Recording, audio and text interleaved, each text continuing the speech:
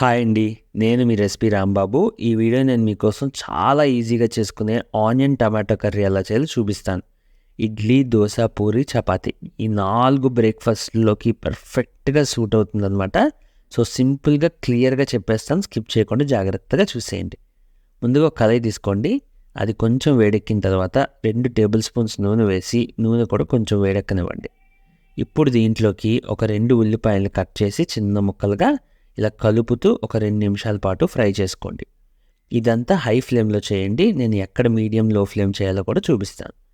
ఇప్పుడు దీంట్లో ఒక 4 పచ్చిమిరపకాయలు సన్నగా చీల్చుకొని వేసి, వాటిని కూడా కలుపుతూ ఉల్లిపాయ గోల్డెన్ బ్రౌన్ కలర్ వచ్చే వరకు ఫ్రై చేసుకోవాలి.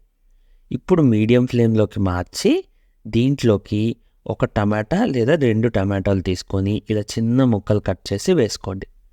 టమాటోలను కూడా బాగా కలుపుతూ ఇంకో 2 నిమిషాలు ఫ్రై చేసేసుకున్న తర్వాత దీన్ని మనం మూత పెట్టేసి ఒక 6-8 నిమిషాలు వదిలేసేయాలన్నమాట.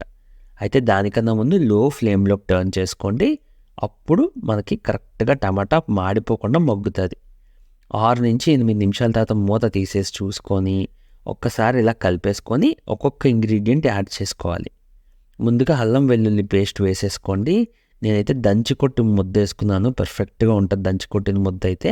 అది పచ్చివాసన లేకుండా ఇలా 2 నిమిషాలు కలుపుకుంటూ అలాగే టమాటాకు, ఉల్లిపాయకి పట్టేలా కలిపేశాక దీంట్లోకి చిటికెడంత పసుపు, 1 టీ స్పూన్ దాకా ఉప్పు, అలాగే 1 టీ స్పూన్ దాకా కారం వేసుకోండి.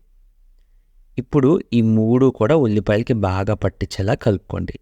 ఫ్రెండ్స్, మన ఛానల్‌లో చాలా వెజ్, నాన్ వెజ్ వంటలు ఉన్నాయి. అవి కూడా కుదిరితే ఒకసారి చూసి ఎలాగనిపించిందో చెప్పండి. ఇప్పుడు కరెక్ట్‌గా కూర అంతా ములిగే లెవెల్ దాకా వాటర్ వేసుకొని, ఆ వాటర్‌ని కూడా శుభ్రంగా కలిపేసుకోవాలన్నమాట.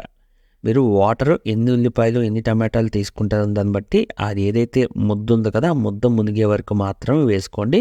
అప్పుడే పర్ఫెక్ట్ కన్సిస్టెన్సీ వస్తుంది. ఇప్పుడు మూత పెట్టేసి అదే లో ఫ్లేమ్‌లో ఇంకో 3-4 నిమిషాలు ఉడకనివ్వండి. 3-4 నిమిషాల తర్వాత తీసి ఇలా కలుపుకొని ఒకసారి ఉప్పు సరిపోయిందో లేదో మీ టేస్ట్ ప్రకారం చెక్ చేసుకొని, సరిపోకపోతే ఉప్పు అడ్జస్ట్ చేసుకోండి. ఇప్పుడు దీంట్లోకి మనం ఏం చేయాలి అంటే గరం మసాలా పౌడర్ ఉంది కదా, అది ఒక ½ టీ స్పూన్ వరకు వేసుకొని దాన్ని కూడా శుభ్రంగా కలిపేసుకోవాలి. ఈ వీడియో మీకు నచ్చినట్లయితే ఒకసారి కామెంట్ చేసి చెప్పండి ఎందుకు నచ్చిందో. అలాగే లైక్ కూడా చేయండి, నాకు కొంచెం సపోర్ట్గా ఉంటుంది. ఇంక చివరిగా కొత్తిమీర ఇలా చిన్న ముక్కల కింద కట్ చేసేసి వేసుకొని కలిపేసి ఒక్క నిమిషం పాటు ఉంచి ఆపేసి దించేసుకోవడమే. చాలా టేస్టీగా ఉంటుంది. మీకు ఎలా అనిపించిందో కామెంట్స్లో చెప్పండి. ఇంకా ఎలాంటి రెసిపీస్ కావాలో కూడా కామెంట్ చేయండి. నేను తప్పకుండా ట్రై చేస్తాను.